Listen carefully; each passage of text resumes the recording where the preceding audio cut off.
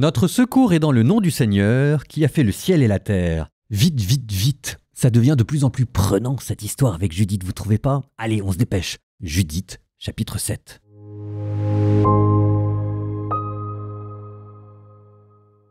Le lendemain, Holoferne donna l'ordre à toute son armée et à toute la troupe qui était venue lui prêter main forte de se mettre en marche vers Béthulie, de s'emparer des cols de la région montagneuse et d'engager le combat avec les fils d'Israël.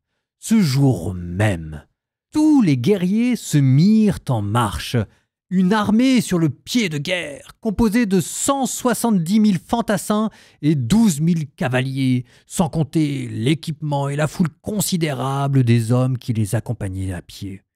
Ils établirent leur cantonnement dans le vallon proche de Béthulie, près de la source, et se déployèrent en largeur depuis Dotaïn jusqu'à Belbaïm et en longueur depuis Béthulie jusqu'à Kiamon en face d'Esdrélon. Quand les fils d'Israël virent cette multitude, ils furent profondément bouleversés. Ils se dirent l'un à l'autre : « Maintenant ceux-ci vont brouter toute la surface de la terre. Ni les hautes montagnes, ni les ravins, ni les collines ne résisteront à leur charge. » Chacun prit ses armes de combat. Ils allumèrent des feux sur les tours et restèrent à veiller toute cette nuit-là. Le deuxième jour, Holoferne fit sortir toute sa cavalerie en face des fils d'Israël qui étaient à Béthulie. Il explora les cols, donnant accès à leur ville, et il repéra leur source d'eau. S'en empara, il laissa des postes d'hommes de guerre, puis retourna lui-même vers sa troupe. Alors s'approchèrent de lui tous les chefs des fils d'Ésaü, tous les commandants du peuple de Moab et tous les généraux du littoral. Ils lui dirent : « Que notre maître daigne écouter cette parole. Ainsi ton armée ne subira aucun dommage. En effet, ce peuple des fils d'Israël ne compte pas sur ses lances, mais sur la hauteur des montagnes où il habite. Et il n'est certes pas facile d'accéder au sommet de leurs montagnes. Aussi, maître, ne va pas leur faire la guerre comme dans une bataille rangée, et il ne tombera pas un seul homme de ta troupe. Reste dans ton camp, en y gardant tous les hommes de ton armée, et que tes esclaves prennent le contrôle de la source d'eau qui jaillit au pied de la montagne, car c'est là que tous les habitants de Béthulie viennent puiser leur eau. La soif les affaiblira, et ils livreront la ville. Quant à nous et nos troupes, nous monterons sur les sommets des montagnes voisines, et nous y installerons des avant-postes, afin que pas un homme ne sorte de la ville. Ils dépériront de faim, eux, leurs femmes et leurs enfants, avant même que l'épée ne les touche. Ils s'écrouleront en pleine rue, là où ils habitent. Ainsi tu leur feras payer chèrement leur révolte et leur refus de venir à ta rencontre pacifiquement. » Ces paroles plurent à Holoferne et à tous ses officiers, et il ordonna d'agir en conséquence. Alors, le détachement des fils d'Ammon se mit en route, et avec lui 5000 fils d'Assour. Ils prirent position dans le vallon et s'emparèrent des points d'eau et des sources des fils d'Israël. Les fils d'Ésaü montèrent avec les fils d'Ammon. Ils prirent position dans la région montagneuse en face de Dotaïn. Ils envoyèrent aussi des hommes vers le sud et vers l'est, face à Aigrebel, localité proche de Kous, qui surplombe le torrent de Mokmour. Le reste de l'armée syrienne prit position dans la plaine et recouvrit toute la surface du pays. Leurs tentes et leurs bagages formaient un immense campement composé d'une foule considérable. Alors les fils d'Israël crièrent vers le Seigneur leur Dieu, car ils sentaient fondre leur courage. En effet, leurs ennemis les avaient encerclés complètement, leur ôtant toute possibilité de fuir. Tout le camp d'Assour, ses fantassins, ses chars et ses cavaliers maintint l'encerclement pendant 34 jours. Quant aux habitants de Béthulie, l'eau vint à manquer dans tous leurs récipients et toutes leurs citernes se vidèrent. Il n'y eut pas un seul jour où ils purent boire à leur soif, car la boisson était rationnée. Les tout-petits dépérissaient.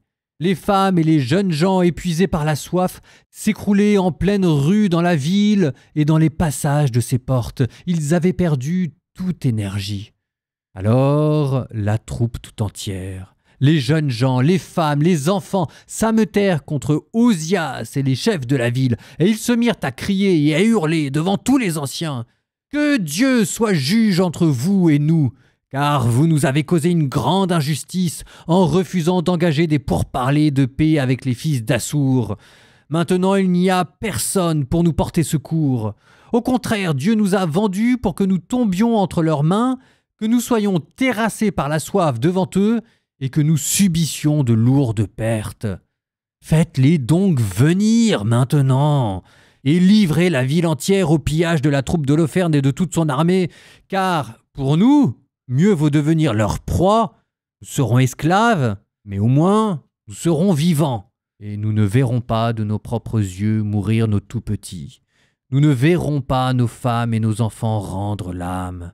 Nous prenons à témoin devant vous le ciel et la terre, ainsi que notre Dieu, le Seigneur de nos pères, qui nous châtie selon nos fautes et selon les péchés de nos pères, afin que ne s'accomplisse pas en ce jour même tout ce que nous venons d'évoquer. » Et une plainte immense et unanime s'éleva du milieu de l'assemblée.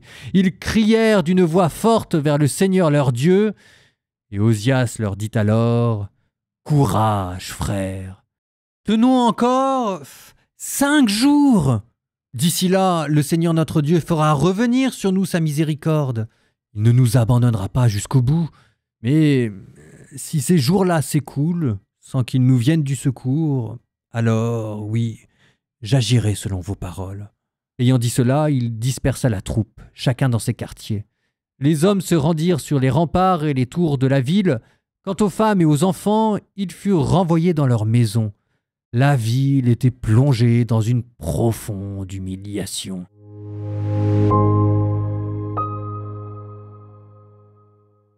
Bon, on a dit qu'il nous fallait 2 justes pour tenir les hauteurs. On en a déjà trouvé un avec Achior, qu'Holoferne lui-même, sans le savoir, avait déjà qualifié de prophète. C'était au chapitre 6. Est-ce que Ozias, le chef de Béthulie, ce serait pas par hasard notre 2e homme, Ouzia, qui d'ailleurs en hébreu signifie « Dieu est ma force ». En tout cas, sur le papier, c'est lui qui devrait l'être. Alors pour qu'il soit ce 2e homme, il faudrait qu'il ressemble à une sorte de Moïse, parce que Moïse était celui qui avait fait jaillir l'eau du rocher dans le désert, et que là, en ce moment, à Béthulie, c'est la sécheresse totale. Alors, commençons par regarder le système de réserve qu'il y avait probablement à Béthulie pour savoir si déjà Ozias, chef du village, a bien fait son boulot. Sur la question de l'eau, on me dit que l'archéologie a exhumé dans tous les villages ou presque de Judée des installations hydrauliques pour pallier à des sièges. Et là, on nous parle de quoi? On nous parle de Béthulie qui, au bout de 34 jours, était déjà au bord de l'inanition à cause du manque d'eau. 34 jours, même dans des régions montagneuses, même en plein été, ça se gère. Parce que quitte à aller du côté de l'archéologie, allons-y vraiment. On peut se dire qu'il devait y avoir besoin de quoi? De 5-10 litres par personne par jour. La population probable, c'était 1000-2000 réfugiés qui durent 34 jours, ce qui nous amène à un volume total de 1700 litres, entre 1700 litres et 3400 litres. Une citerne antique pouvait contenir entre 50 000 litres, 53 mètres cubes, ou bien 200 000 litres, 200 mètres cubes. Donc si jamais vous regardez, ça veut dire qu'il y avait ou bien une grande citerne, ou bien 4-5 petites citernes. Mais pour un village, c'est pas délirant, quoi. Donc en fait, si jamais ils en sont là, c'est parce qu'ils ont coupé les citernes extérieures. Il n'y en avait pas à l'intérieur. Mais ça, c'est pas du bon boulot de planification. Ouzia, il est très fort pour écouter les gens, mais manifestement, il n'a pas l'air d'être très fort pour prendre des décisions. Bon, maintenant, j'ai quand même des doutes aussi sur le fait qu'il faille prendre ce chiffre de 34 au pied de la lettre. Donc on va essayer d'explorer sa symbolique. Alors ça nous donne 2 chiffres, 34 jours, on se dit, ça veut dire quoi 34 jours, c'est la première fois qu'on voit un chiffre comme ça dans la Bible. Et puis ensuite, on vous dit qu'il faut attendre encore 5 jours. Il dit, ça sort d'où ces 5 jours? Parce que 6, c'est un chiffre biblique, 7, 12, et 5, ça correspond à rien. Donc on a 2 chiffres qui correspondent à rien, on se dit, c'est quand même curieux. En fait, il faut mettre les 2 ensemble. Ils ont déjà subi l'épreuve du siège pendant 34 jours, on leur demande d'attendre encore 5 jours, ça fait 39 jours. Alors pour le coup, 39 jours, j'ai aussi un problème. Parce qu'il y a 2 manières d'interpréter ce chiffre, pour le coup. Parce que ou bien vous dites, ah, j'ai mal compté, il manque un jour encore. Et là, on se dit, bah, c'était pas dit dans le texte, mais c'était le jour où Osias a parlé avec le peuple. Et ça nous amène à 40. Et 40 jours, bah, c'est bien, c'est positif. Ça veut dire que le peuple a accepté de subir l'épreuve jusqu'au bout. C'est les 40 ans dans le désert, ça vous donnera les 40 jours de tentation de Jésus dans le désert. On va pas demander au peuple d'être plus fort que Jésus qui était dans le désert. Donc là, bah, ça veut dire qu'il est allé jusqu'au bout de ce qu'il pouvait aller. Ou bien, deuxième option, vous dites non, j'ai vraiment bien compté, c'est bien 39 jours. Et donc là, en fait, il manque un jour. Ça veut dire que Uzziah n'a pas été capable d'accompagner son peuple jusqu'au bout de l'épreuve. Ils ont craqué juste avant. Et donc là, on se dit, bah, ça voulait dire quoi, toutes les belles prières qu'ils nous ont fait là, il y a 1 ou 2 chapitres. Bah, c'était du vent, on s'est mis à prier Dieu par réflexe, mais on voulait que la solution arrive là tout de suite. Et en fait, on ne voulait pas supporter l'épreuve. Bon, donc ces chiffres-là, vous avez 2 interprétations qui vous permettent de dire en fait exactement l'inverse. En fait, c'est 40 jours et Uzziah, il a bien fait son boulot, ou bien c'est 39 jours et Uzziah, il a mal fait son boulot. Bon, quitte à spoiler, mais je vais m'appuyer là-dessus, dans la suite du texte, on verra qu'en fait, Judith, elle n'est pas très contente du boulot d'Uzziah. Donc à mon avis, c'est plutôt l'option effectivement 39 jours, Uzziah, ça a mal fait son boulot, et ben ça devait être le Moïse, ça le sera pas. Ce qui fait qu'en attendant, c'est double peine parce que non seulement vous n'avez pas de Moïse, donc vous n'avez personne pour diriger le peuple qui se retrouve désemparé, et puis ensuite, avec cette histoire des 5 jours supplémentaires, sans s'en rendre compte, là c'est Uzziah qui vient de mettre un couteau sous la gorge à Dieu en lui disant maintenant tu as 5 jours pour te manifester. Dans la Bible, ça marche rarement comme ça, les rapports avec Dieu. Donc là, si jamais il ne se passe rien, Béthulie, elle va à sa perte. Petit bonus, si vous regardez bien, ce Uzziah, c'est notre 3e homme qu'on introduit dans le livre de Judith. Il y a eu Nabuchodonosor Holoferne, il y a eu Alchior, et maintenant il y a Uzziah. De la même manière que Nabuchodonosor est une caricature par excès de la masculinité, Uzziah est une caricature de la masculinité par défaut. Il parle, il prie, il attend, mais il n'agit pas. Ça vous fait 2 extrêmes et au milieu qui se dressent comme un modèle de vertu, Alchior. Proverbe 25, 6, 10. Ne cherche pas à briller devant le roi. Ne te mets pas à la place des grands. Mieux vaut que l'on te dise « monte ici » plutôt que d'être rabaissé devant un prince. Ce que tu as vu de tes yeux, ne te presse pas d'en faire état dans un procès. Sinon, comment mettre un point final aux accusations de ton adversaire ? Vite ta querelle avec ton adversaire sans divulguer les confidences d'un tiers. Sinon, qui le saura te fera honte, et cet affront sera sans appel.